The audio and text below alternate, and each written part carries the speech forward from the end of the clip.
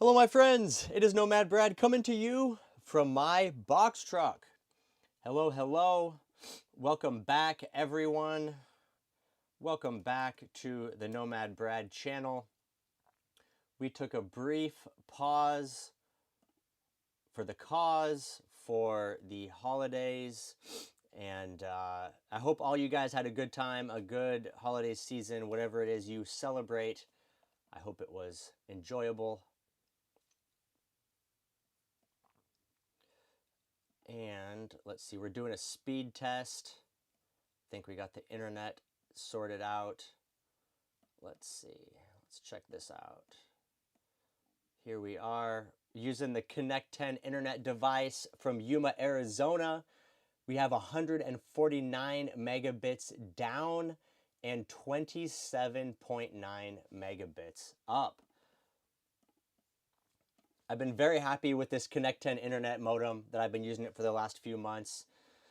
I was having some internet issues, if you guys remember, over the last couple live streams. It turns out it's Nomad Brad's fault. On the internet box, show you guys what this looks like. This is the router, and Nomad Brad messed up, and there were two antennas missing. And I didn't realize that I left them in the box by accident. So this whole time I've been having some internet inconsistency issues, and I finally got on with tech support, and they asked me to send them a picture of my modem, and they were like, "Hey man, you're missing two antennas." Oh, so facepalm, totally Nomad Brad's fault. But now that I have all the antennas on the modem, it's been working very nicely. So I do believe we'll have much more consistent internet from here on out. Additionally, it is 2025. Nomad Brad is turning over a new leaf. I have no headset. I'm using a wireless microphone as requested by you guys. I enjoy it. I like not having the wires, and I don't really need the headset piece because there's nothing to listen to. All I need is the microphone. So we got a wireless mic. Look at all these changes. Things are looking up already for 2025. Let me know how the audio sounds. Because I'm using a different microphone now, I adjusted the levels. So I think we got it set up properly. But if you guys need more volume or less volume, let me know, and I will make some adjustments. Happy to see everybody here in the chat, and it's active. The dedicated regulars are here. John C. with the chorizo. We got Super Dave in the chat. Charlie Pepin, Diana Saylor, Outdoors Dreadhead, hanging out, supporting. I appreciate you guys for being here on a regular basis, week in, week out. It really feels like we're putting together a little community here. And so it's nice to have some regular folks and kind of be able to check in with each other and see what's going on. And moving along with that, I got a message from Super Dave the other day, and he told me he got a box truck. So it looks like Super Dave is going to be joining the box truck community. Sounds like he bought an Econoline. And so I don't think he has it quite yet. I think he said maybe he was going to pick it up in February. But it sounds like Super Dave is going to be moving along with the box truck build. Very excited for Super Dave. Diana Saylor says 28 degrees in Kansas City. That is way too cold. I'm back in Yuma, Arizona. I spent the last week with my mom up in Apache Junction, which is just outside Phoenix. And so I just took a week off, spent some time with her, and we just did some mother-son stuff, did some shopping, and some hikes in nature. And I did a couple projects for her, of course. I have all my tools with me, so I helped her fix a couple things. And it was a good week. It was good to see my mom. I haven't seen her in about 8 months, so it was good to see her and just kind of check in on her. So that's why we didn't have a live stream last week, and I appreciate you guys for understanding. Outdoors Dreadhead says he just came from Georgia. That's where Super Dave is at. I know Dreadhead said he's in Quartzsite now, I think. Dreadhead has a shuttle bus, And I think when Dreadhead first joined, it's probably been almost a year now that Dreadhead's been in here, and he didn't, I don't think he had a vehicle. And then he bought a shuttle bus and did a bit of a build out. So Dreadhead went from a viewer to a full on traveling nomad, and I love it. I'm really happy, you know, that people are able to find some inspiration and make the leap and live a little bit of a different lifestyle.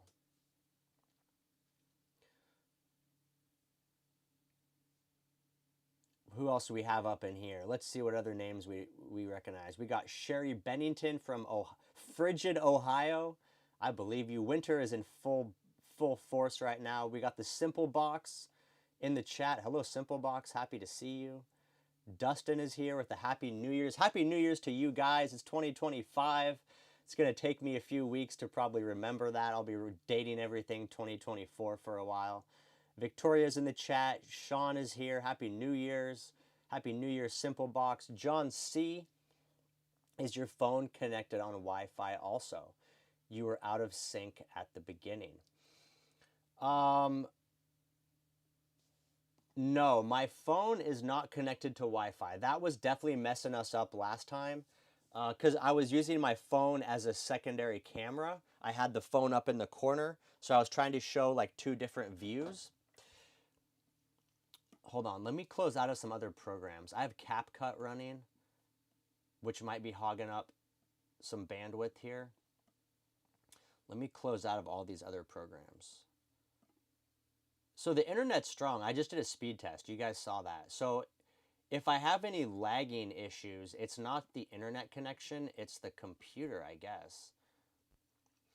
Which is kind of weird because this is a fairly new Mac and it's the M1 Pro. So it's like, it's a good MacBook. So I don't know why it would be having speed issues. But I am looking down at my... No, the speeds are still good. I just ran another speed test. Speeds are still good. I have down in the corner, I have a little speed thing that tells me what my kilobits are, and they're very low. I don't know why. It must be, maybe it's the streaming software. Yeah, my internet connection is good. I still have 167 down. The upload dropped a little bit. Upload dropped actually to 7.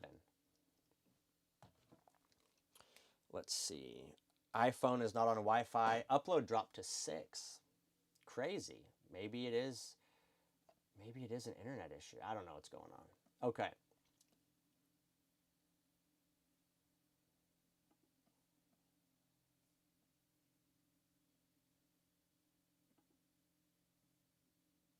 We're just going to keep rolling.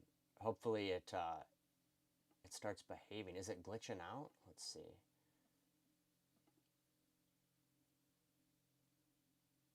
It looks like it's glitching out a little bit.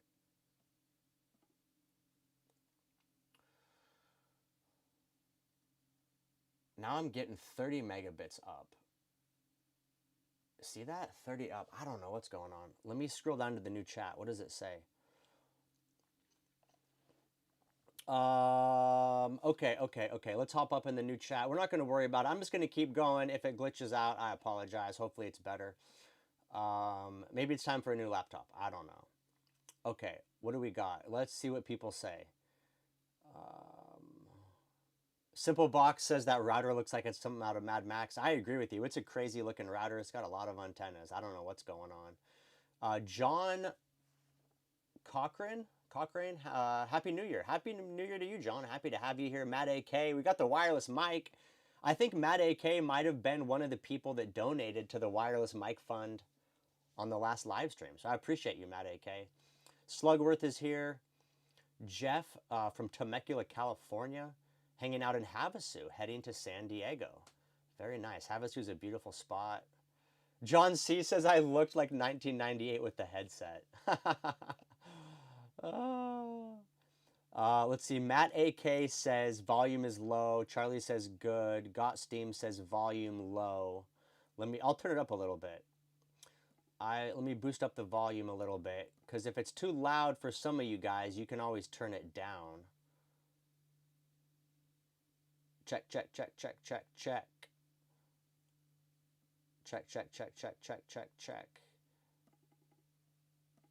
Okay. I think that's it. I'm pretty sure that's adjusting it up. Audio test, 1 2 1 2, 3.5 decibels of boost. Okay, here we go. Rick, Desert Runner Rick in the chat. Hello, happy to see you here. Mountains for me. Hello, Diana Sailor. Belated Merry Christmas and Happy New Year. Polymat in the chat. Happy New Year. Data Geek from Arkansas. Jay Stewart watching with my wife Glenda. Happy New Year. Happy New Year to you, Jay. Happy to see you here. Appreciate you hanging out. The Simple Box says, Super Dave, we both just got our box trucks at the same time. I finally pulled the trigger the day after Christmas. I am curious, anybody here who is in the chat who is starting a build out? Let me know. There's a lot of new builds happening. I'm going to fill you guys in on some new activity here at the Nomad Brad channel. But I know Super Dave has a box truck build that he's going to be starting soon, and it looks like the Simple Box also just got a box truck. I'm curious what you got. What cab chassis is it? What size is it? I want to know the details. If you guys are building out a rig right now, let me drop the details in the chat. Robert Allman, congratulations on the new box trucks, everyone. Everyone's getting a new box truck. It's like the Oprah show up in here. You get a box truck, you get a box truck, you get a box truck. I love it. People are figuring out box trucks are the way to go.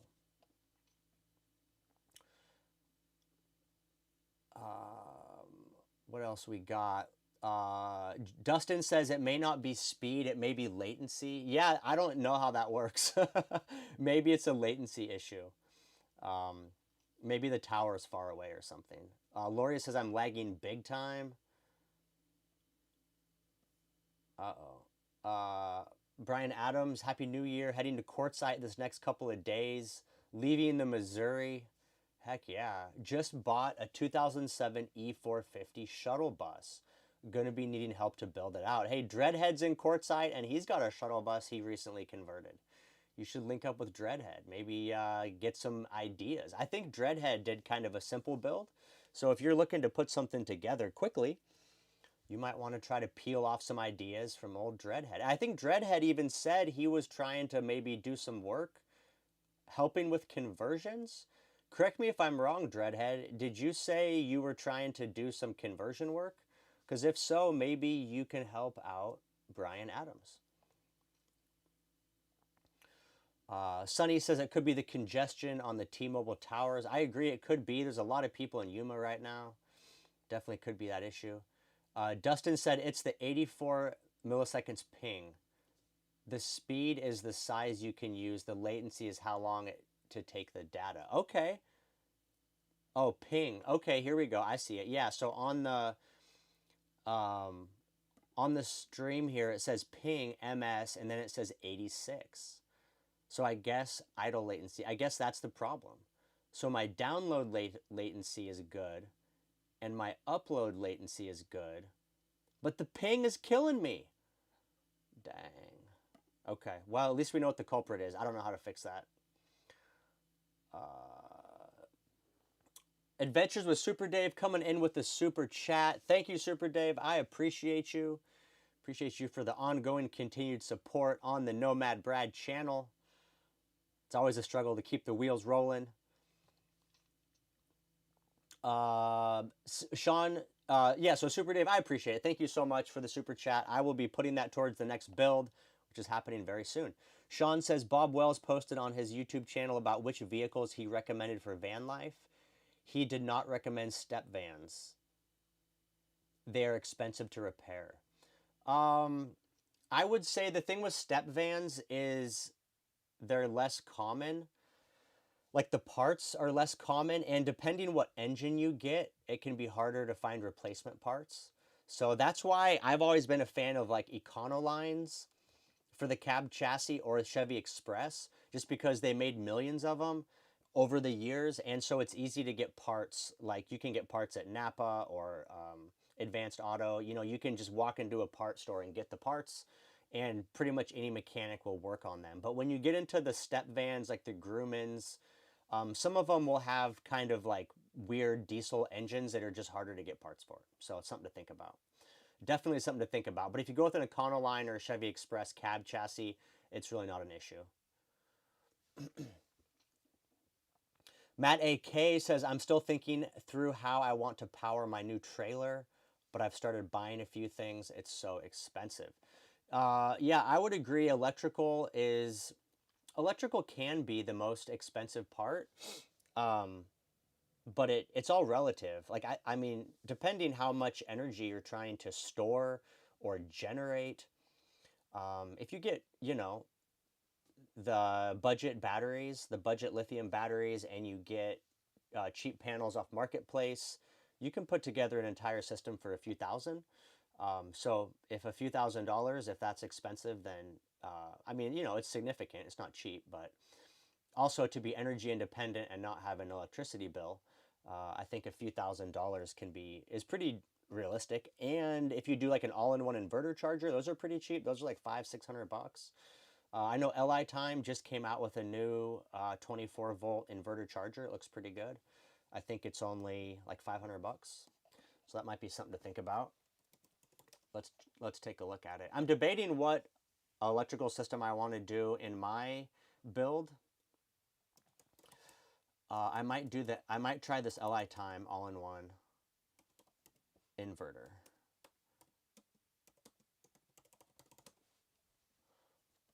Let's see. Where is it? 24 volt right here. Or is it not on Amazon? Are they sold out? I noticed Amazon has actually been selling out of some stuff. Let me go directly to their website. That's crazy. It looks like Amazon's out of stock on that thing.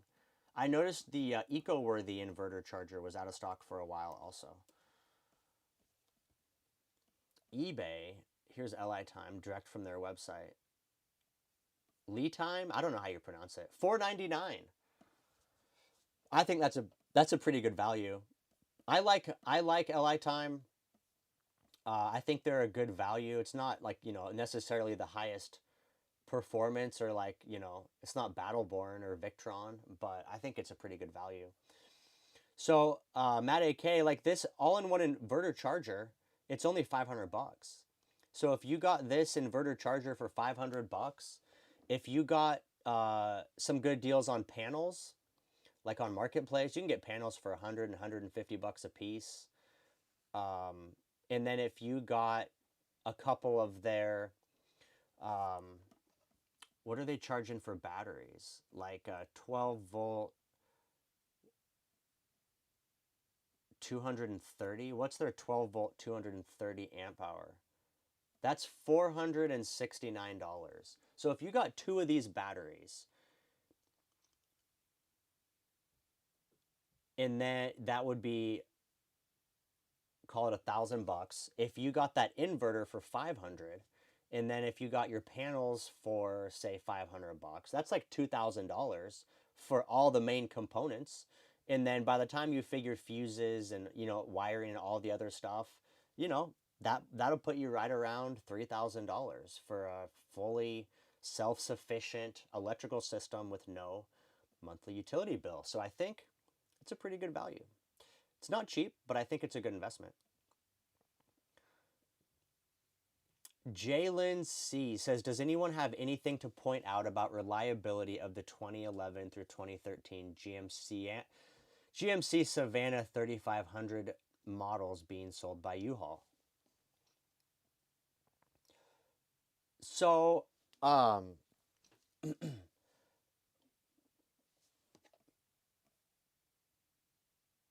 one thing I want to say is, one thing I want to say regarding like vehicles, right? Like, so Jalen, they're asking about a 10-year-old vehicle, right? 10 to 15-year-old vehicle, and they're asking about reliability. So when it comes to a 10-year-old vehicle or 15 years or 20 years old, reliability is just going to come down to how many miles are on the vehicle and how well it's been maintained. So each vehicle is going to be different, right? So if you're talking about getting one from U-Haul, the nice thing about U-Haul is they'll have the records, they'll have the service records of all their vehicles. So if you're looking at getting, you know, a 2011 through 2013 GMC Savannah from U-Haul, they'll have the records on file. You can see what's been replaced and what hasn't.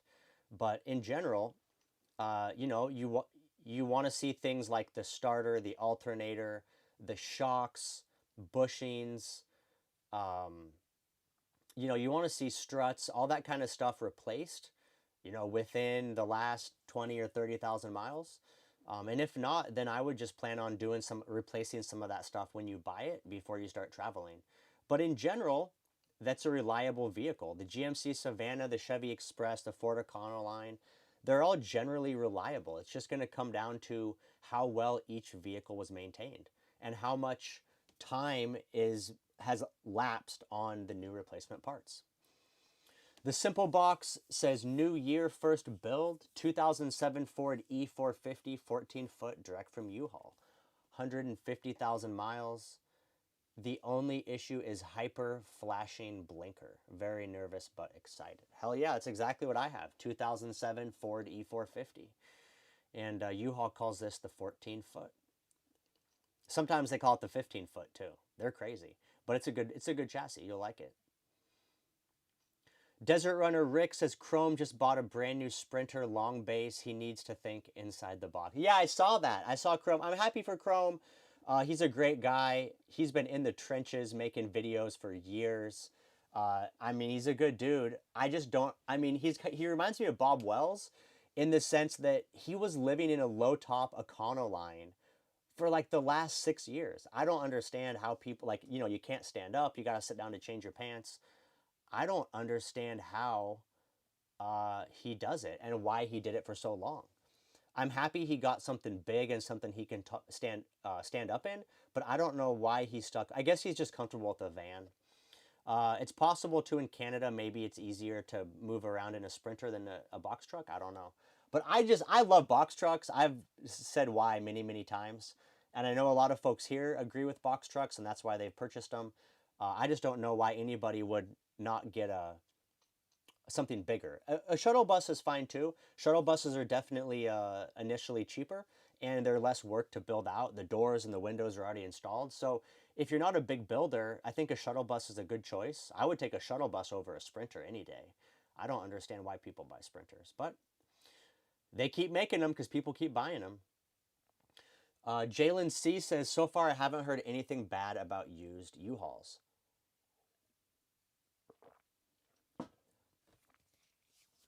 Yeah, I mean, a U-Haul is just, you know, U-Haul is just the company that buys the vehicles, right?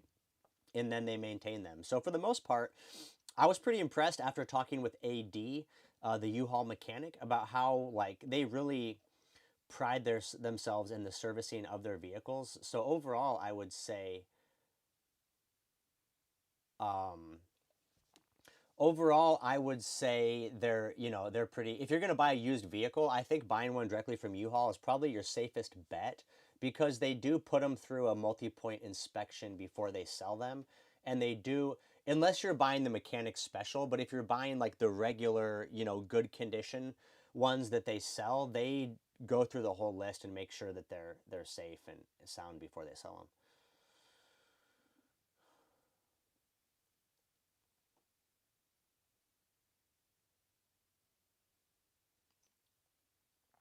Teddy Stoner says, I bought a Sprinter based Winnebago about a year ago. I'm finding the image it gives a decrement. I don't know what that word means. What does decrement mean? Is that a misspelling? Nomad Brad might learn something new today. Decrement. Relaxation. What does it mean? Verb, cause a discrete reduction in a numerical quantity. I don't know about that. I don't know what that means. um, yeah, hyperflashing blinker usually means one of your turn signals in the circuit is not working properly. So like If it's flashing fast when you put it on the left blinker, then it's possible one of your left side turn signals is bad. Or it could be due to if you have LED signals. Like sometimes, like my U-Haul has LED rear turn signals, so it could be an issue with the LEDs.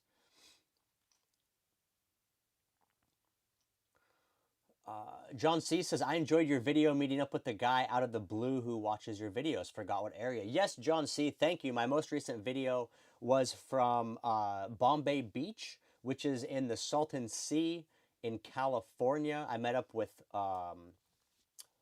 Will. Super random encounter, but turned out to be a super cool guy. And I was really happy to meet up with him and help him with his electrical. Jay Stewart says, we need to hear what your plans are for 2025, what's going on behind the scenes. I will update you guys right now. Let me look at the questions. There's a couple more I want to bang through here, and then I'll give you guys the updates, give you the details on what's happening. Sonny says, my question is, where should I buy a box truck? I thought of eBay. I wouldn't necessarily buy one on eBay. I would get one on Facebook Marketplace. I see them all the time, and they're so cheap right now. I saw some really clean ones for like $8,000. So go to Facebook Marketplace. I mean, you can just type in box truck. So I happen to have mine set for like the Los Angeles area. If you want to cut through the weeds, you can type in E4. Well, it depends what kind of box truck you want. I can't assume you want the same box truck I want. But if you know what you want, like an E450 or whatever, then you can type that in. But I was browsing and I saw some really clean ones for really cheap. Let me see if I can find that one again. Here's one right here. Look at this. So here's one on Facebook Marketplace, 2007 E450. Now it does have 171,000 miles, so it's a little bit higher on the mileage. But it is $8,900. This is the 14-foot, 6.8 liter V10. No more photos of it. Let's see, what does this say? Yeah, just all the specifications of it.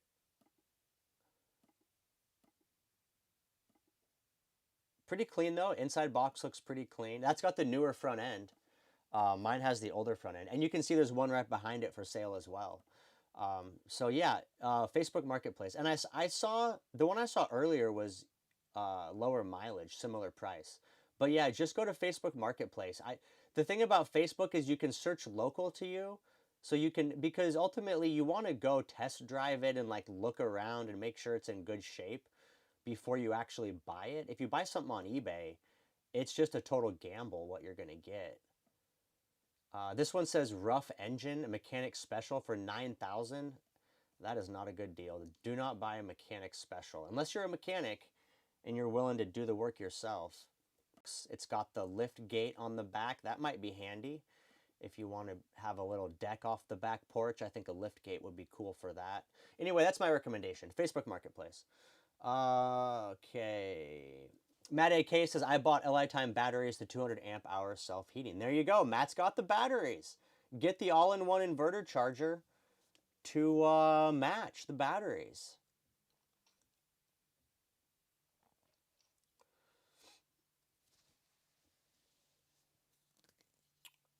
Happy New Year, William Harrison. Happy to have you here.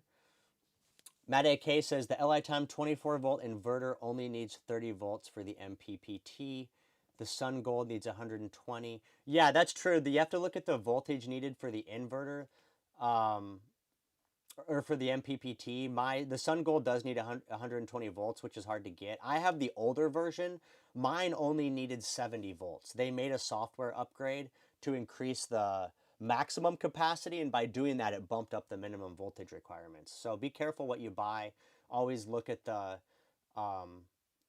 specs on it. There's also one on Amazon that's like a weird off-brand that's pretty cheap.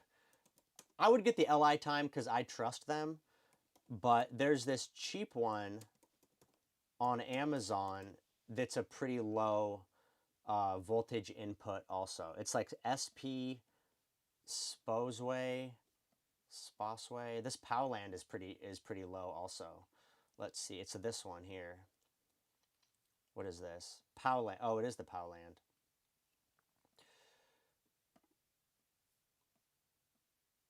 So this Powland all-in-one inverter charger, this is only 350 bucks. It's even cheaper. And what's the minimum for this? See, this one, MPP voltage range is 30 to 85 volts DC.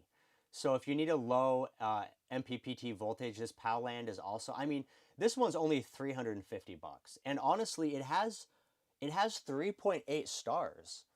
So, I mean, that's not even a bad deal. That's 150 bucks less than the LI time. I think the LI time was 499. So it's up to you, but if you want to save some more cash, you could even get this one. Oh.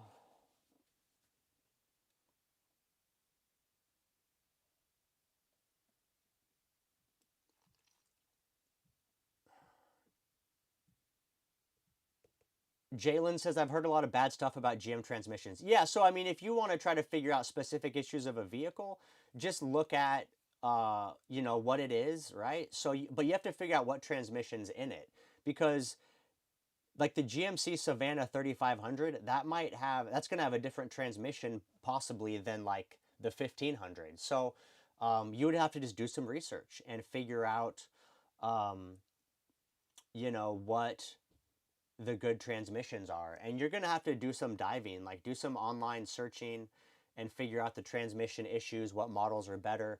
That's going to be a little bit of, effort. I would definitely recommend it. But yeah, you're going to have to do a little bit of deep diving to figure out which transmissions are good or bad and which ones to avoid. Smooth for Life says, me personally, I'm going with the box truck. Happy to hear it. Dustin says Chrome ends up on rough forest roads. Yeah, I hear you. Chrome does also not just rough, but Chrome does a lot of stuff that's like in the tight forest. Like he's going between trees. So I can understand why Chrome would want um, a sprinter, because he does get out there, on the rough roads. So that makes sense. He needs clearance, and and he probably wants something more narrow. And also, he has that big shop. So, I mean, he still lives in his rigs kind of full time, but it's like he's not out traveling the country, full time, right? Like Canada's cold as hell, like, I don't know, 6 months out of the year. So, he's going to probably be in his shop 6 months out of the year, and then maybe even more, maybe 7 or 8 months out of the year. He'll be working in the shop and then traveling for a few months. So, okay, Simple Box is referring to the checklist when you buy a vehicle specifically from U-Haul. Simple Box says the final checklist that U-Haul gives you when you buy gives a really accurate rundown of any potential issues. My mechanic said the truck is in better condition than U-Haul ranked it. So there you go. I agree. I think buying a truck directly from U-Haul is a pretty good choice. Do I have a drone? Smooth for Life. Yes, I do have a drone. No More Music says, I only get half of my rated power out of my PV. Is there any way to figure out how? Let me tell you what. Right now, I'm only getting about half of my solar power. It's because of where the sun is at in the sky. I've had, for any of you guys that don't know,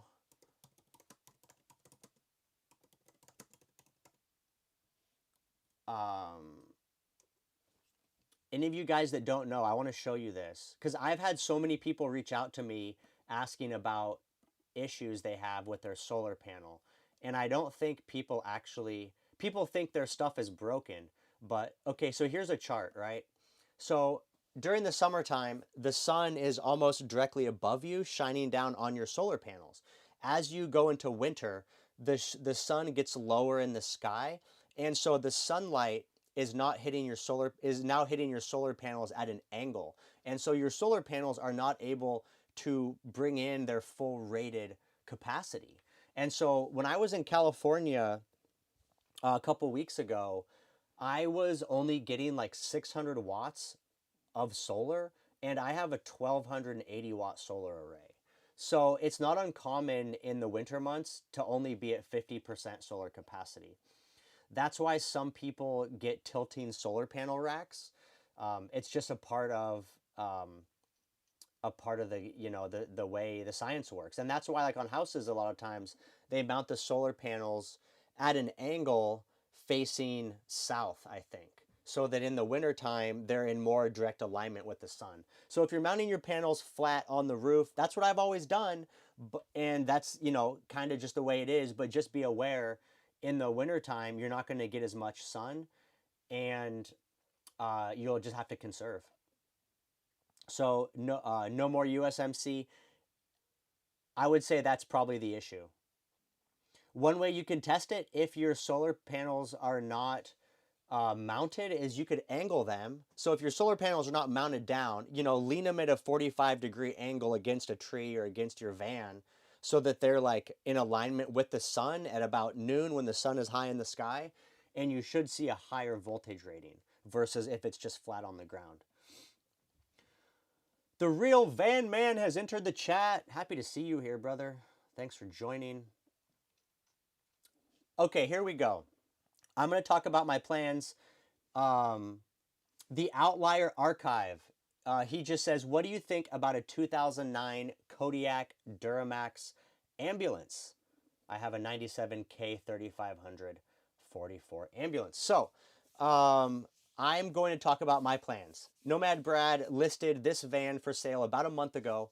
I have had a few people, I've had 3 different people reach out to me interested in purchasing it. All of them have been travel nurses, by the way. Apparently, travel nurses get contracts that are like 3 months at a certain hospital, and then when the contract expires, they go to a different hospital. So it sounds like this a vehicle like this is a pretty good choice for a travel nurse. They have access to showers at the hospital, and the ones I spoke to wanted, kind of as big of a living space as possible, but also something that would fit in a normal parking space. Anyway, I talked to one travel nurse, a male, doesn't matter actually, but a male travel nurse last week who was very interested in purchasing the van. And I told him I cannot physically sell the van until February. I have an install in a week and a half in San Diego, a full electrical install on a ProMaster, solar, full batteries, air conditioner, big job. That's going to take me a week to complete. And then the following week is Schoolie Palooza. And I want to go to Schoolie Palooza, hang out, meet some of you guys. So that basically takes me to February. So I told them I wouldn't be able to release the van to you until February. And he was cool with it. And he said he was interested in leaving a deposit to secure the vehicle, but he's just checking on shipping. He lives in North Carolina, and so he would need to have the box truck shipped to him. And so I talked to him a couple days before Christmas. And so, it's holiday time. He's doing holiday stuff, but he sounded pretty serious. So I think there's a pretty good chance that this guy buys my box truck probably the first week or so of February. And if that is the case, then when it sells, Nomad Brad will just immediately go out and buy a new box truck and start building it. Not sure exactly what I'm going to build. I like an NPR. I also like a Kodiak. Now, Nomad Brad also promised that there would be a box truck build in January. And Nomad Brad is a man of his word. There will be a box truck build in January. So here's what happens. Suron Dave, my friend and business partner. Hey, Nomad King Gamer in the chat. Happy to have you here, King Gamer. Welcome, welcome. We got the admin here, reminding everybody to smash that like button. Yes, thank you. Please smash the like. So Suron Dave found a really good deal on a Chevy C4500, basically Kodiak box truck, 16-foot box truck with the Duramax engine. It was a little bit of a fixer-upper. It wasn't running quite right, but he got a really smoking deal on it. And Sir on Dave was a GM mechanic. I don't know how long, but for quite a few years. So Sir on Dave is no stranger to GM, and he had no problem buying one that wasn't functioning uh, properly, and so he purchased it, and so we're gonna start the build out for that, and we're gonna be starting it probably the week we're at um, Schoolie Palooza. He bought it in um, San Diego, and he's actually in San Diego right now doing a little bit of work to get it road ready so he can bring it out to Arizona so we can do a build on it. So that's going to be what's happening starting in about 2 weeks. We'll be at Schoolie Palooza doing a little work on Sir on Dave's box truck. Let me show you guys what it looks like. So this is it right here. Now, this is not the exact rig that he purchased, but this is just to give you guys an idea of what it looks like. So it's a Chevy C4500 cab chassis. It's got the tilt forward hood. It's a Duramax diesel. He bought it with, I think, 110,000 miles. And it's a 16-foot box. It's about 7 feet tall and I think 7.5 feet wide. So that's going to be a fun build out. So I'm going to be helping him do some of the electrical work, the solar panels. He's got a really big plans for this box truck. So I'm excited to see what he does with it. And then he's going to be living in this one, and he's going to sell his Econoline box truck that he has now, his U-Haul. So, and then also at this, there's also a potential that I sell my box truck and start a new build out. So we might, just between me and Dave, there might be two box truck builds happening in, very shortly. And I mean, if we're both doing box truck builds, that'll take all spring to complete and maybe even into summertime.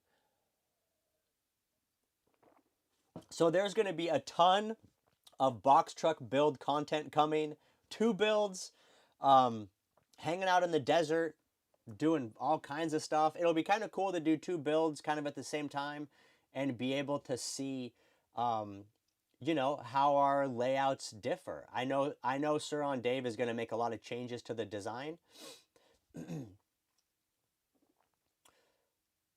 Let's see. Hold on. Michael Morrow in the chat, he says that's packet loss, not a speed issue. Change the router to broadcast on a different channel, anything but 6. I have no idea how to do that. Is that something I do through the through this? Do I do it through this? Oh man, what's the password? Is it password? I think it's admin. Here it is. Can I change it in here? Actually, well, here's my question, Michael. I hope you're still with us. If I change the router broadcast, is it going to mess up my I mean, obviously the live stream's a little it's a little laggy, but is that going to throw everybody off?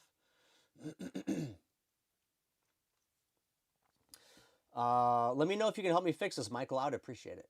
Simple Box says, I took a risk on the XIJIA 3600 watt MPPT inverter charger for $290. Let's look this thing up. Rolling the dice. I like it. I love the risk. Okay, let's look this up. XIJIA 3600 watt. Here we go. $305. Man, these prices are low. Can you guys see that? Yes, you can. Okay. 3600 watt MPPT hybrid pure sine wave. 120 amp solar charger, DC 24 volt. Holy cow. It's a good looking unit. It definitely looks a little more fancy than the one I got. Otherwise, it's a similar design. A lot of these things are... I like the power switch. Looks like it's easy to access. It's on the side of the unit, which is nice, instead of the bottom. Let's see what the solar... Okay. So check this out. The MPPT voltage range, it lists a minimum of 60 volts. 60 volts DC. That's not bad. Anybody should be able to get 60 volts DC. That's only 2 residential panels ran in series should get you to 60 volts. Most of those panels are like, you know, between 34 and 38 volts. Wow. Well, it's got 2 reviews and they're both 5 stars. That price is madness though. Maybe I'll have to recommend one of these to Sir on Dave to try out. That looks pretty crazy. 300 bucks. So cheap. I might have to try it out. Experiment. Why not? Okay. I am going to bookmark that. If Sir on Dave is watching this, you should, oops, I don't want to buy it. You should check this thing out.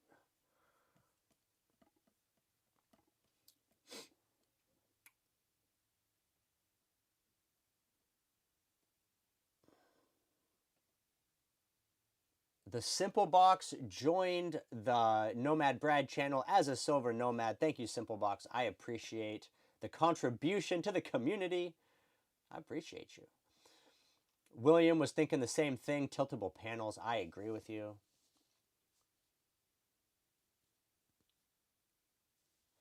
Matt AK says the LI Time inverter isn't actually available. Yeah, they must be out of stock. I noticed they pulled it off Amazon.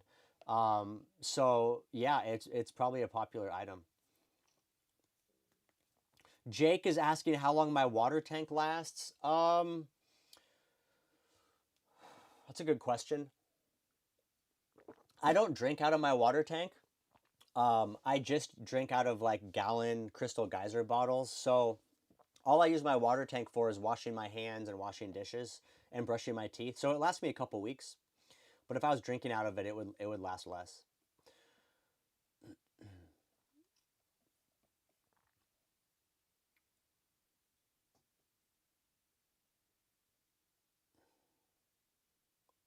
Michael Morrow says in the UK we call a box truck a Luton van. We bought a pretty big one, 5.2 meters. What is that? Is there 3 feet in a meter? Is that 15 foot? 16 foot? Probably a 16-foot box. That's pretty good size.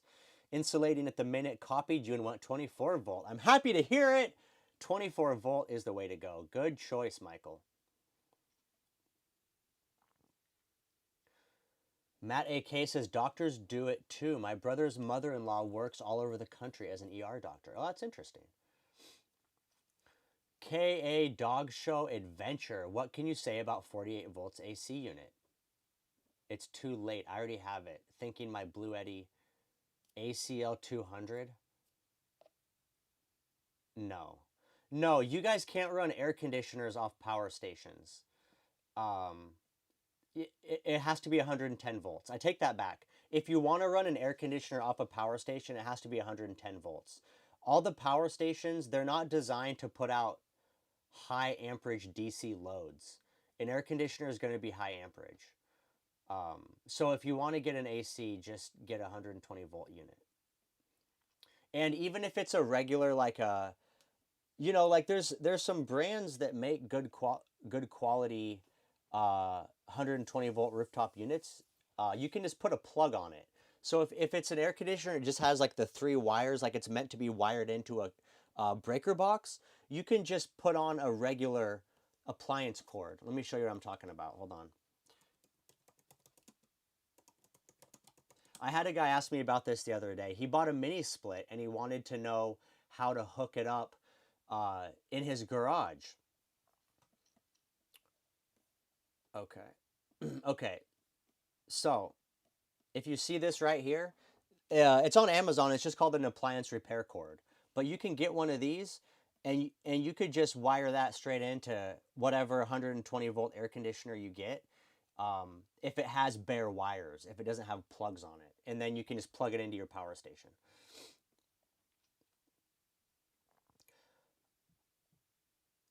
Also, you can get a window mount air conditioner. If you get the Medea inverter compressor, it's not too bad.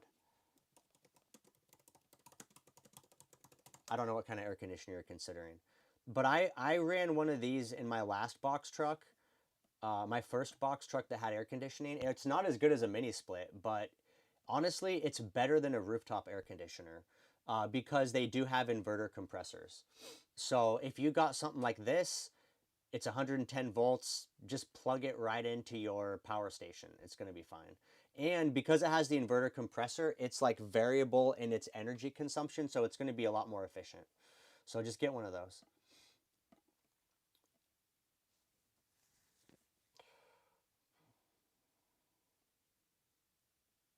Robert Allman says multiple builds Fiesta Island Part 2. Yes, I agree with you. It's going to be multiple build outs. It'll be like Fiesta a little bit. Multiple builds going on at the same time. Me and Dave will be helping each other out.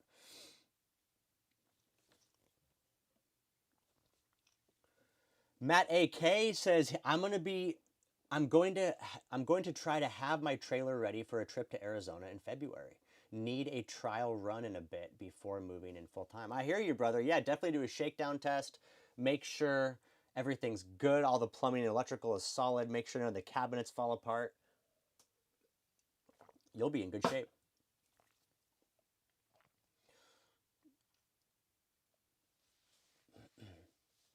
Cat dog show. Need help with electrical. What can you say?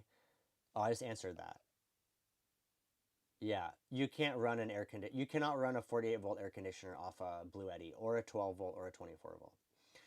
Simple Box, going to be a fleet of new box truck builds happening. I'm excited. I have so many of you guys that are like building box trucks. We're literally creating our own nomad village. I mean, so many of you guys are just kind of hopping in this year. I'm excited to see what happens.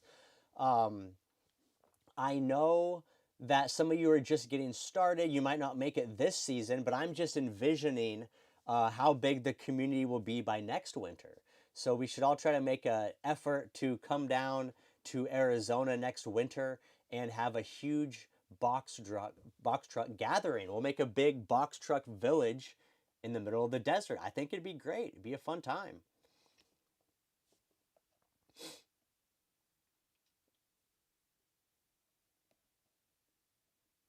Oh, here we go. Teddy fixed his question. He said, I'm finding that owning a Sprinter based Winnebago is detrimental to the image given off by it. Should I wrap it? Yeah, wrap it, dude. Wrap that thing. I love having a wrapped vehicle. Nobody messes with it. And you know what's funny is the two of the people that I talked to on the phone that are seriously consider buying this rig, both of them said they would prefer me to leave it wrapped because they want it to look like a commercial vehicle. So I'm telling you guys, um, it's the way to go. It's 100% the way to go.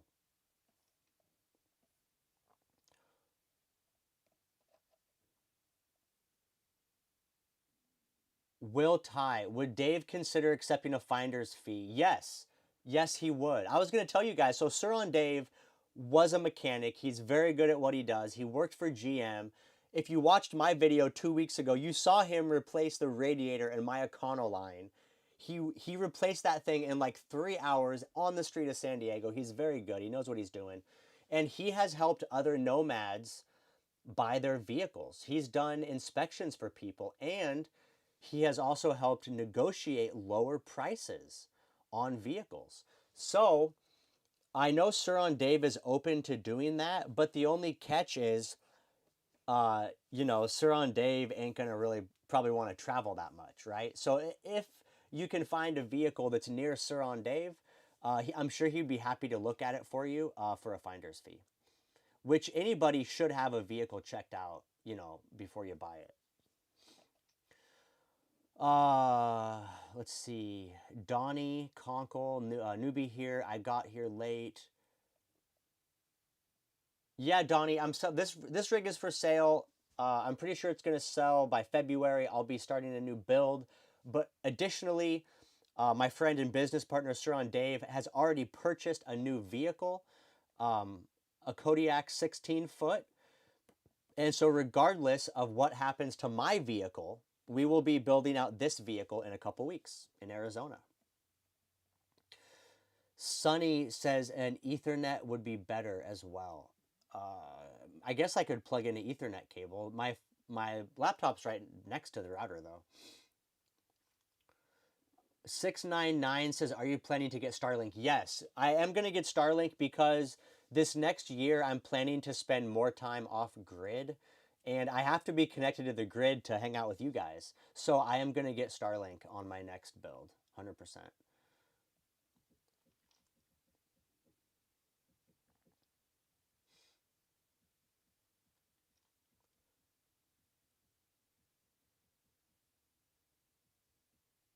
Cawthorn says only a proprietary AC like the EcoFlow Wave 2. Yeah.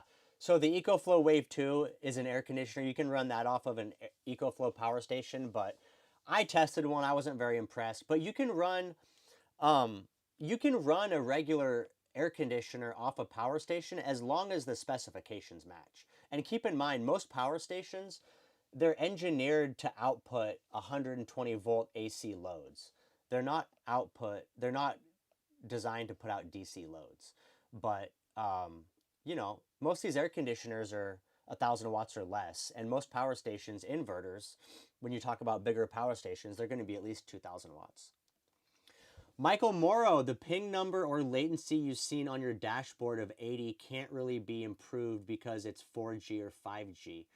Only improvement is a new SIM card or a different cell provider. Okay. What else does he say? What you could try is to change the broadcast channel. Not now, it will kick us. Everything by default is set to 6. They can interfere with you. Okay. Pick between 1 to 12 bar 6. Okay. Thank you, Michael. I appreciate that. I'm going to make a note here. As soon as I'm done with the live stream, I'm going to change my, what does he say? Broadcast channel. And I'll Google that. I'll figure out how to do it. Change broadcast channel to between 1 and 12, excluding 6. Perfect. Thank you, Michael. I appreciate it. I want to be able to bring you guys the best video, and I hate watching leggy videos, and I hate the thought that you guys have to watch leggy videos. I do not like that. So I'd like to try to improve it if I can. Okay, let me hop back to the chat. Dustin says Velit has a 24 volt air conditioner and gasoline diesel heaters. Yeah, I agree. Velit's a good company. I knew a guy that worked for them. They make good quality stuff. I would be, if I get a gasoline box truck, I don't think I will. I'm getting such a large box truck. I think it's going to have to be diesel. So then I can hook my diesel heater right into the tank, which will be nice. Aaron Johnson, I just finished a solar install with VHB tape using your video for guidance. What do you use for blocking wind force on the front? Good question. I will drop some knowledge for the subscriber in the chat. I will show you exactly what I used.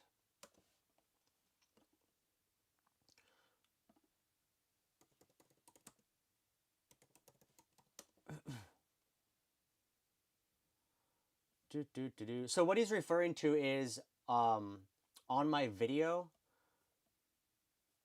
on my channel, on the Nomad Brad channel, I have a video about DIY solar panel installs with only VHB tape. It doesn't require any drilling to attach the panels. But at the very front of your vehicle, right, as you're driving, the wind is coming up over the top of the box truck. And so your solar panel that's right at the front of the box truck, in theory, it's going to be getting a lot of underforce from the wind pushing up on it. Now, I ran the numbers, and even if you're driving your box truck at 80 miles an hour, the amount of force created by the wind is still not enough to lift the panel up based on the adhesion strength of the 3M VHB tape. However, it's still nice to put a wind dam in the front just so that you don't have that resistance, which is creating drag, which is potentially lowering fuel economy. So this is what I did. I went to Home Depot and I bought this. It's called gutter flashing, and it's literally just a 10-foot strip of aluminum. It's 2 inches. It's an L shape. It's 2 inches by 3 inches. And so if you put this flat on the roof right in front of the solar panels, and the 2 inch side, you put VHB tape on it and you stick it to the roof, then that 3 inch side will cover the gap between the roof and the bottom of your solar panel. So that's it. You just get a piece of that, cut it for the width of your solar panel, and VHB tape it to the roof. And it's called drip edge flashing. You can get it in white. It's painted white aluminum. It will not rust. Super simple. And it's only 13 bucks for a 10-foot piece.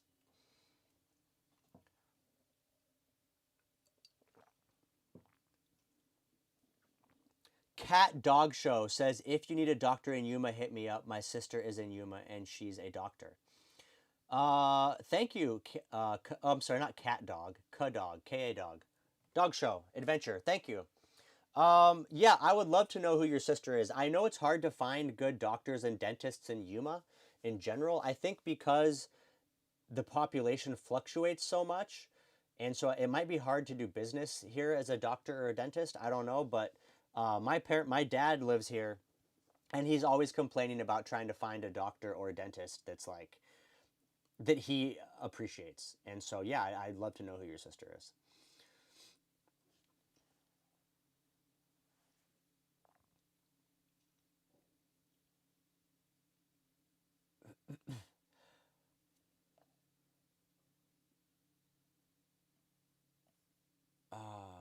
I'm down. Let's go. My truck should be done and well tested by then. Yeah, any of you guys. So, just in general, guys, just so you know, moving forward, my plan is I'm going to be in Arizona basically all winter until probably it gets too hot. Because whether I am building out my own box truck, which I'm assuming my box truck is going to sell at some point this spring, right? Like it's going to sell. So either way, I'll be doing a new build, and Sir on Dave is doing a new build, and these builds take time. I mean, however you look at it, it's going to take, 3, 4 months of solid work to get it not even complete, but to get it, looking good. So I'm planning to be here in Arizona basically until it gets too hot, and then I'll have to reassess and decide where I'm going to go once the temperatures heat up. I've been kicking around the idea of staying in Arizona all year, so I might go up north. I have a friend Walt that has 3 acres of property in Show Low, Arizona, and he's made a little nomad campground up there. He's got spots for like 7 different vehicles. So I might move the box truck build up to Walt's property in Show Low. So that's something to think about. I might do. Anyway, so yeah, so I plan on being here all winter, probably until April. So if you guys want to come through and work on builds together or hang out in the desert, whatever, yeah, reach out. Come on down. Okay, Michael with some more tips. While you're in there, ensure 2.4 gigahertz and 5 gigahertz wireless is enabled. 2.4 doesn't go far, but orientates walls. 5 gigahertz goes further, but okay. Okay, cool. I'll look at that too. Thank you, Michael. I appreciate the help, man. I don't know a lot about internet stuff. Um, Make sure 2.4 and 5 gigahertz is enabled. And one thing I want to mention too is the only time I have trouble is when I'm doing live streams. Like I really never have speed issues when I'm streaming stuff, excuse me, or uploading videos to YouTube. It's only when I'm live streaming. Um, so I don't know if that might make a difference too. Michael Morrow says, I watched your VHB tape solar install and it scares the shit out of me.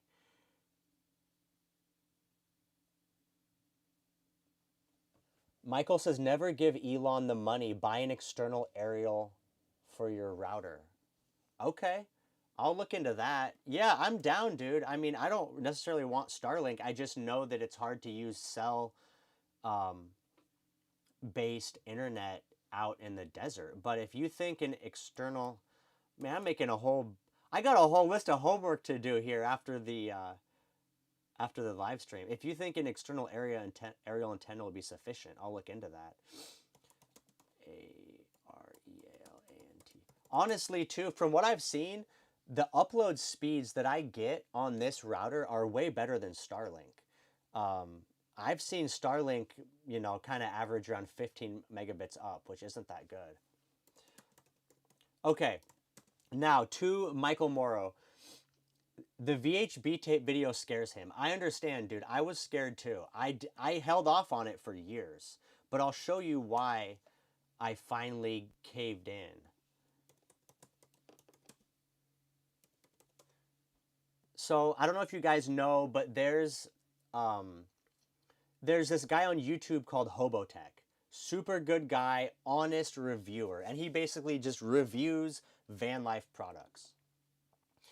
Okay, this guy VHB taped rigid panels to the roof of his cargo van, and he's had it in place for 5 years and 30,000 miles.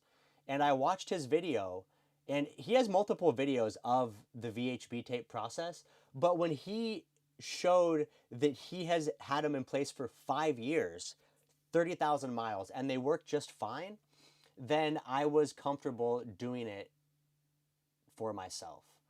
So, here's his video right here from 7 years ago. VHB tape solar panel install. And then here's his 5 year later video review. So it's been tried and true.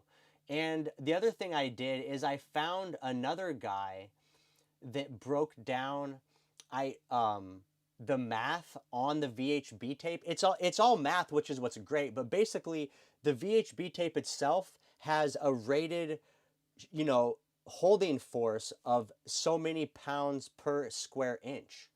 And so when you do the math, like the solar panels I have like, I forget what the exact number is, but I have like 1,000 pounds of holding force per solar panel. That's how strong the VHB tape is. So even though it's like, oh, it's only tape, I don't trust it, when you look at the math, it's there. It makes sense. So after watching Hobotech's video, and now I'm telling you, I've had these panels installed it's been probably almost 2 years, maybe more than 2 years.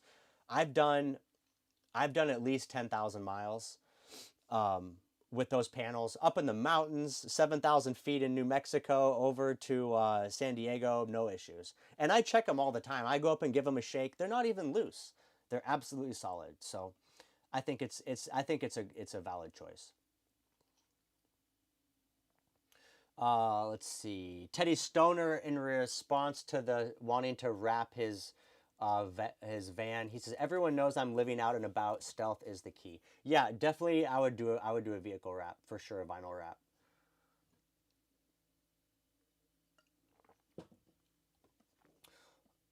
Let's see what else we got in the chat.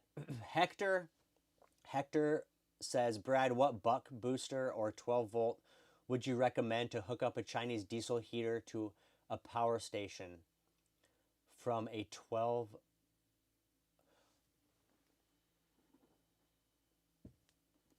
Well, Hector, I'm not sure what you're asking, because a power station has 12-volt output, and a diesel heater needs 12 volts. So I don't know why you would need a buck booster.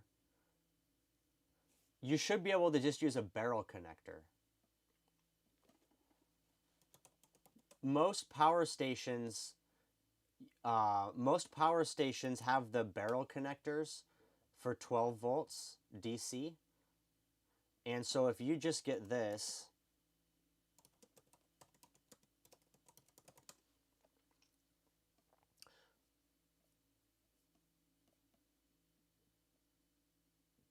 man, 14 gauge. I'd like to have like a 12 gauge.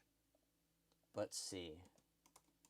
I'd like a 12 gauge. Those diesel heaters can pull a lot of amps. They can pull like up to 11 amps at startup. I don't know. That's something to consider. I don't know what the startup amps are. Yeah, these are all rated pretty low. I think the diesel heaters they can pull up to like 10 amps at startup. These are only rated for 5 amps. Hmm.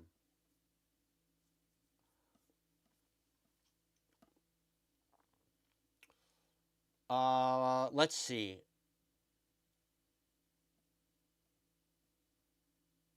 Are you saying you want to hook up a 12-volt fuse box to a power station? You got to help me out, Hector. Give me some more info. Gary, I got to install more solar because electricity here in Cali is becoming highway robbery. Yeah, dude, put up all the panels you can. Get off the grid. Okay, William Harrison has got to get back to studying. Happy to have you here, sir. Thanks for hanging in the chat. I'll see you next time, brother. Outdoors Dreadhead said I used the tape and pop riveted the frame to the roof. There you go. I like it.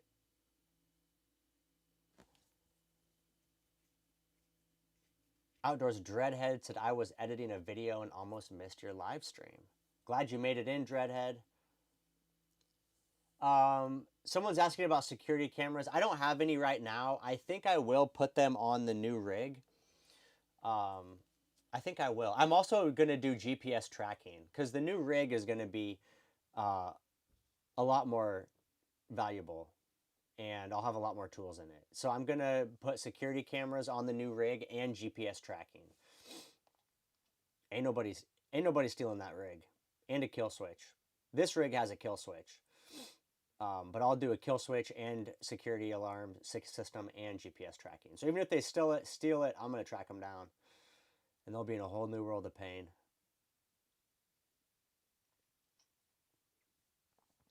Cawthorn says, I'd love to hang around for the building community. Been solo boondocking for weeks. I'll definitely let you guys know as soon as me and Dave get everything sorted out. Well, either way, we're going to be in Ehrenberg, Arizona for Schoolie Palooza. So let me pull that up for you guys really quick. Schoolie Palooza is happening shortly. Technically, Schoolie Palooza begins January 17th, which is a Friday, and it goes to the end of the month. So like January 31st. But people arrive early, they stay late. It's BLM land, so there's really no official rules of when it begins or ends. I'm going to pull up the map and show you guys where it's at. So I'll be at Schoolie Palooza for the week of January 20th. The week of the 20th, I will be there. Not sure exactly what day I will arrive, but I'll be there the 20th. And so if you guys want to meet up and you're in the area, you should definitely come out to Schoolie Palooza. And I'll show you guys where it's at just to give you an idea. It's in the town of Ehrenberg, Arizona, which is right on the border of Blythe, California, and Arizona. So we'll zoom in right here. And Schoolie Palooza is basically you take this exit right here. I don't know what exit number that is. They don't tell you the exits here, but Frontage Road, the exit for Frontage Road off Route 95 or Highway 10, and you'll cross the overpass. Can you guys see this? Yes, you can. You'll cross the overpass. You'll go through this little roundabout, and basically you want to hit this Ehrenberg Cibola Road, and you just follow that. It's really easy to get there. You just follow that road all the way down, and eventually it turns into gravel. You'll come up to this little like rock quarry gravel pit, and you hang a right. You want to remain on Ehrenberg Cibola Road. And once you get out to about here somewhere, you'll start to see vehicles. But the actual Schoolie Palooza event basically happens in this area. Can you guys see that? Yeah. So right down here in this area is where it actually occurs. But you can see it's only a few miles off the highway. And so that's a good general location of where we will be the end of January. I can give you guys more exact details once we get there.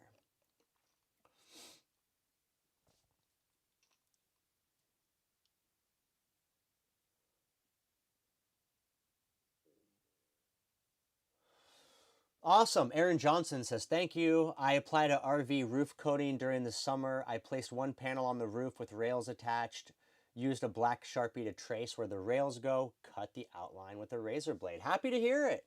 I'm happy to hear people are trying out the method. It works. It really works. I've been super happy with it. And I'm glad to see that other people are also finding success.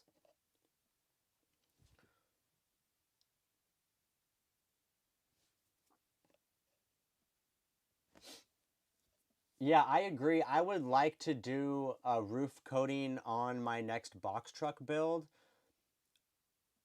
but I don't know if I will. I mean, I'm planning that I literally might not have any exposed roof. I might cover the roof with solar panels, like end to end. So if that's the case, I won't bother to coat it, um, which is probably going to be the case. So I probably want to end up coating it.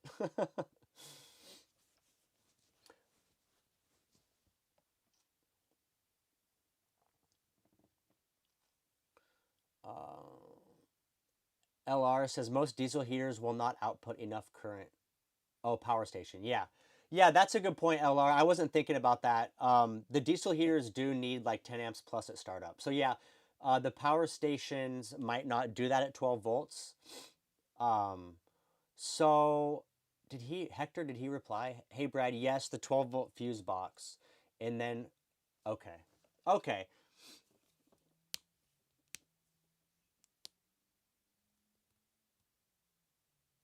Okay, gotcha. Okay, so what Hector needs to do is you need a step down converter. Let's see. 120, wait a minute. Let me think about this. You need 120 volts to 12 volt. What is that? Is that a converter? Is that a power supply? What are we calling that?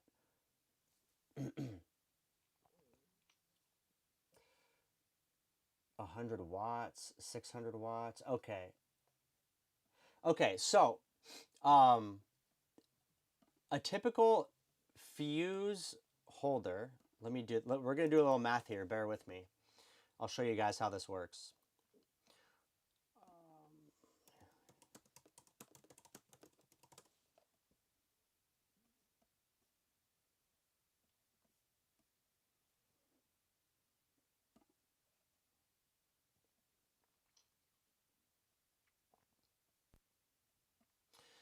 Okay, are you with me? Yes. Can you see it? Yes. Okay, so Hector wants to run a 12-volt diesel heater off of his power station. The problem is that the power station 12-volt output is limited to 10 amps, which is why you definitely cannot run an air conditioner off a power station that's 12 volts. So the power stations put out most of their power at 120 volts. So what Hector needs to do is turn his 120 volt output on his power station into a 12 volt load that can handle at least the 15 amps of his diesel heater. So he needs two things. The first thing he will need is a step down converter that will take 120 volts AC and convert that to 12 volts DC. And then once he has the 12 volts DC, he needs to be able to distribute the 12 volts DC to his appliances. So diesel heater, but also whatever else he wants to run. So the first thing you're going to need is, uh, they're calling it a power supply. So you're going to need a power supply that can make the transfer. But we need to know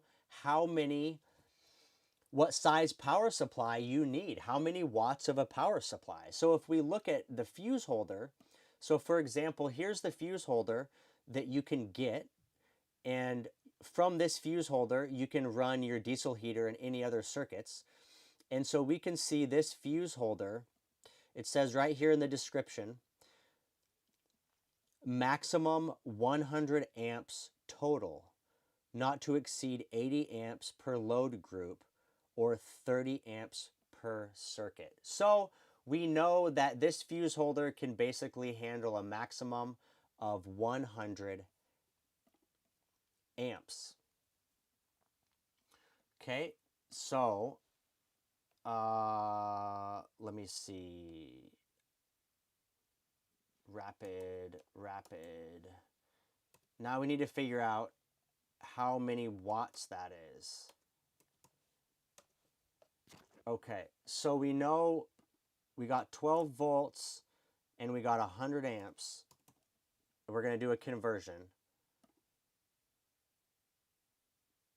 100 amps at 12 volts is 1200 watts. That's a lot. Holy cow. Is that right? 12 volts, 100 amps. Yeah, that is right. Obviously, right? 12 times 100 volts times watts, 1200 watts. So that that fuse holder can accept up to 1200 watts. So let's look at the power supplies and see what our options are. Okay, so here we go. It looks like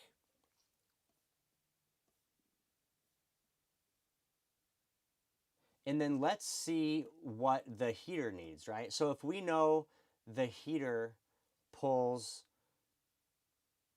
15 amps, if the heater pulls 15 amps and it's at 12 volts, how many watts is that?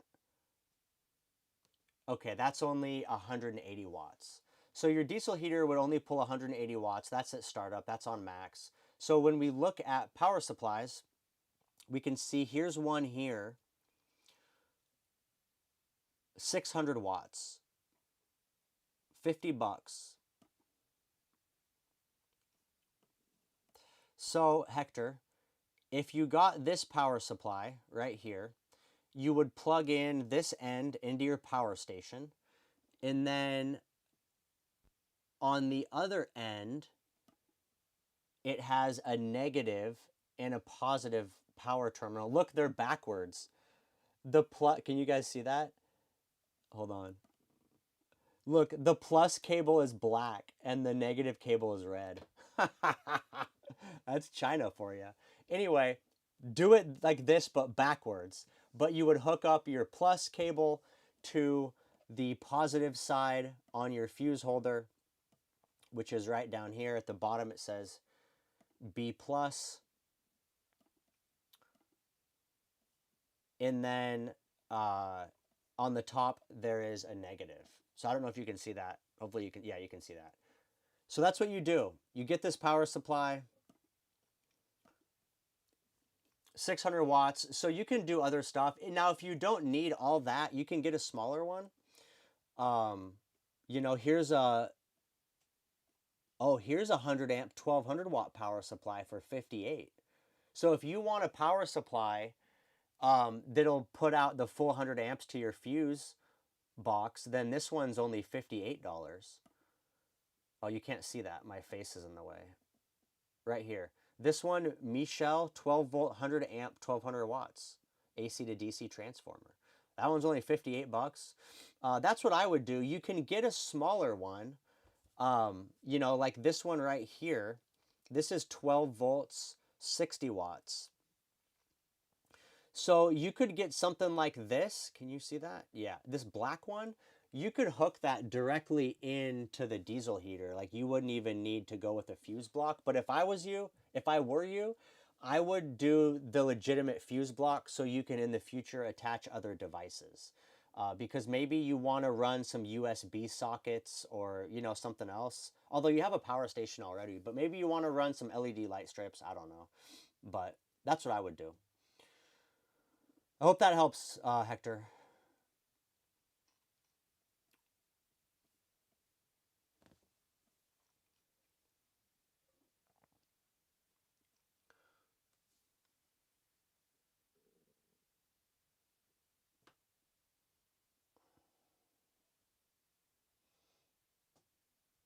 Tim Andreessen says, awesome show. I'm new here, but taking notes. Happy to hear it, Tim. Welcome to the channel. The knowledge gets presented. Take notes, absorb it, and then go out and do it yourself, my man.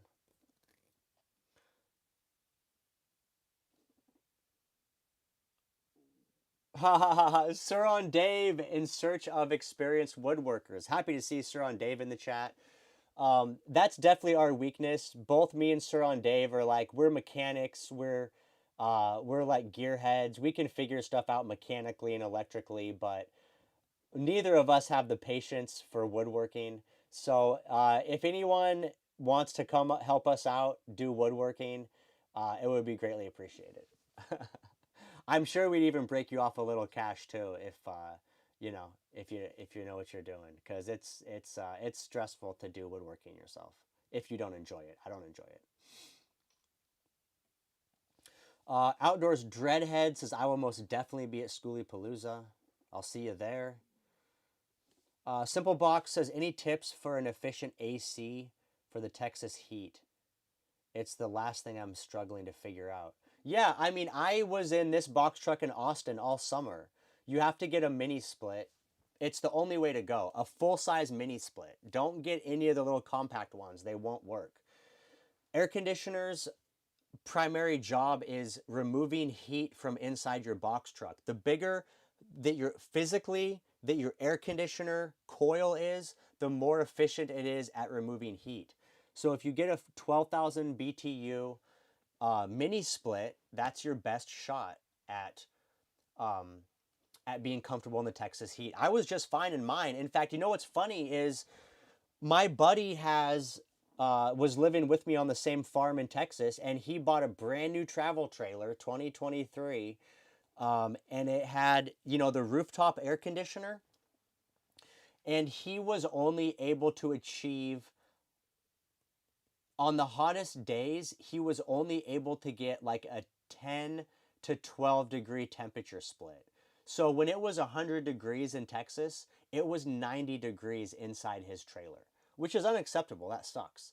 But in my rig, I also have a 12,000 BTU unit, but I have the mini split style. Also, my rig is way better insulated. Those campers are not very well insulated, but I was able to see up to a 25-degree temperature difference. So when it was 100 degrees outside, it was 85 inside my rig, which sounds hot, but I mean, if I had on shorts and a t-shirt, it was comfortable. So that's my tip to you: is insulate it well, but do a ductless mini split air conditioner. 12,000 BTUs. Don't go any smaller. Don't play around in that Texas heat.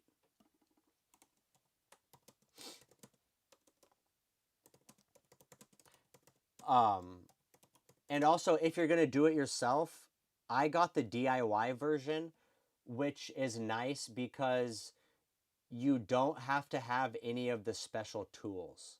So, like this one right here. Uh, what is going on with my. Okay, hold on. Bear with me. I feel like it's zoomed in a lot. Can you guys see that? I guess. Okay, this one right here, this Mr. Cool, it's the DIY unit. So all you have to do is mount the outdoor unit, mount the indoor unit, and the refrigerant lines, they just screw in place. You don't need a vacuum pump. You don't need refrigerant gauges. It's very easy. So I would, if you're gonna try to do it yourself, I would definitely get the Mr. Cool 12,000 BTU ductless heat pump. Make sure it's the DIY version. This is your best shot at being comfortable in Texas.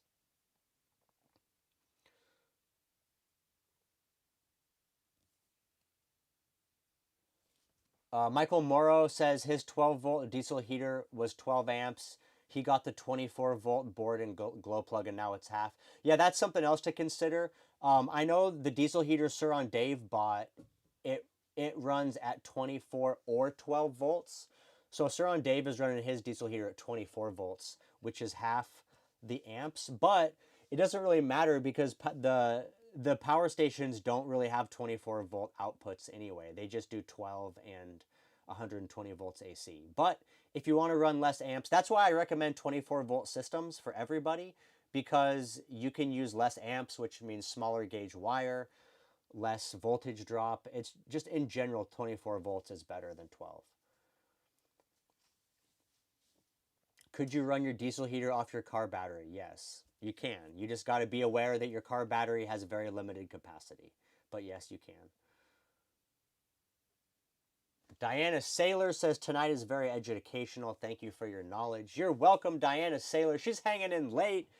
Usually, Diana Saylor is out after the first hour, but she's holding in, soaking in the knowledge. I appreciate you, Diana.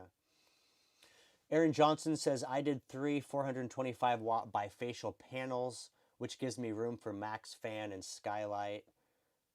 Hoping the white. Yeah, in your case, I would definitely do the white roof coating. Maybe it'll help with the bifacial. It'll definitely help with heat gain. Those thin metal roofs are not very good at reflecting the heat. So um, if you put that coating, it'll be nice. The real van man. Are there any hippies at Schoolie? Absolutely. Yeah, Schoolie Palooza is a big mix. There's hippies. There's like old school hippies, like, people in their 60s living in buses in tie-dye. Like, there's those kind of hippies. And then there's like the new age hippies, all the younger, people younger than me, people in their 20s and teens that have rigs that are wearing tie-dye and got dreadlocks. So there's hippies there, but there's also regular people. There's everybody. It's just a huge mix.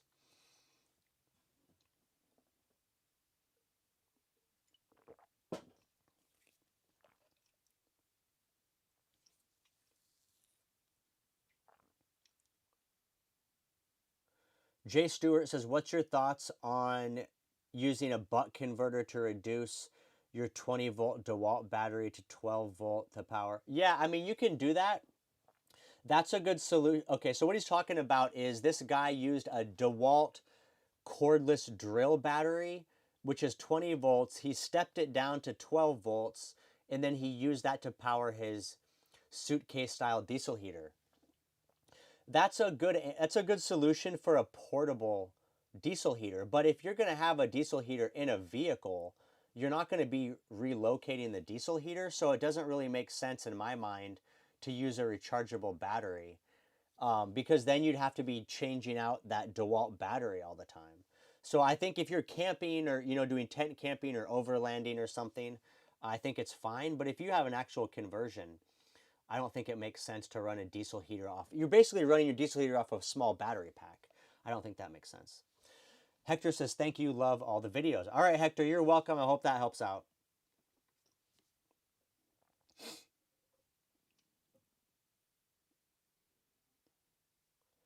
Michael Morrow says the inefficiency breaks your heart. I hear you, Michael. I'm with you, man. Um, the power station has a 48-volt battery that it's taking 48 volts DC up to 120 volts AC, and then we're bringing that back down to 12-volt DC. It's a mess. There's a huge efficiency loss, but what are you gonna do, man? And that's why I caution people on buying power stations, because you can't run a lot of 12-volt appliances off a power station. And when you're building out a conversion, a lot of stuff needs to be 12 or 24 volts. Your water pump, your refrigerator, your light strips, your diesel heater. And it's not really practical to try to run all that stuff off of a power station. That's why I don't typically recommend power stations. Walt Pendleton in the chat. Hello, Walt. Happy to see you. I hope you're doing well. Um, Last time I saw Walt on Facebook, he was in Mexico, living the life, traveling around in his trailer and 4Runner. I hope you're doing well, Walt. Happy New Year. I hope 2025 brings you a whole new year of blessings.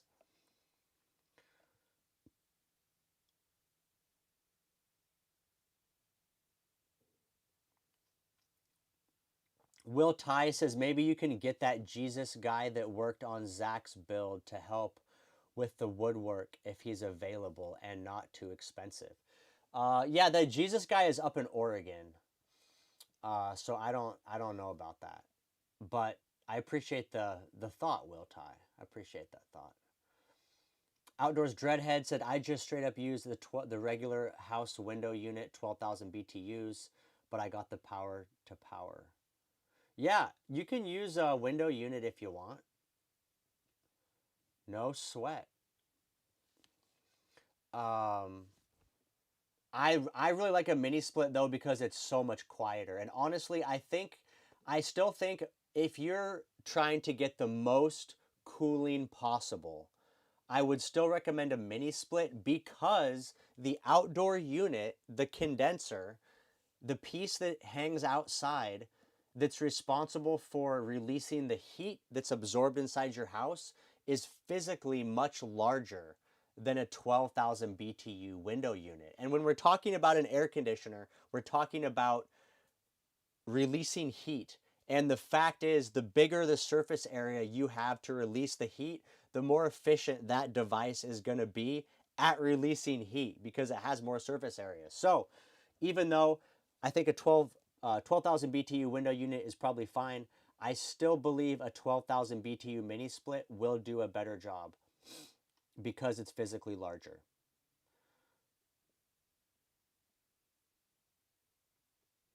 Outdoors Dreadhead said, I got a 24-volt diesel heater too. Happy to hear it. That's what I'll be doing on the next build.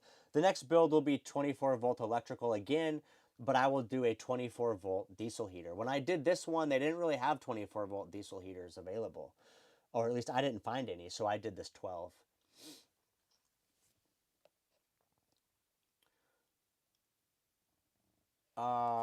Sherry Bennington says, hi, Brad. Sherry from Ohio here in the land of the frozen.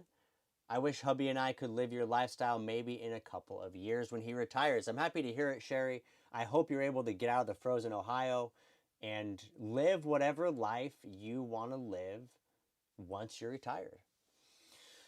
Oh man, I think that's it for me, guys. I'm exhausted. We've been going almost 2 hours. I'm going to call it a night. Hop off and make some food. I appreciate everyone for being here. I'll see you next Wednesday. I will be releasing a video this Sunday. Of course, every Sunday at 5 p.m. Pacific, I'll release a video. And then live streams moving forward will continue every Wednesday at 6 p.m. Pacific. Please stop by next Wednesday for some socialization and some knowledge being dropped.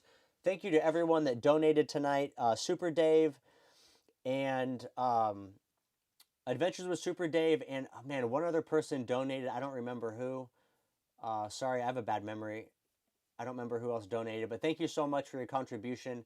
The Simple Box joined Silver Nomad. Thank you so much. I will try to get the internet resolved and hopefully cruising along a little bit faster. I will try the suggestions from Michael Morrow. Appreciate the suggestions, Michael. I will see you all next Wednesday. This is Nomad Brad signing out. Peace.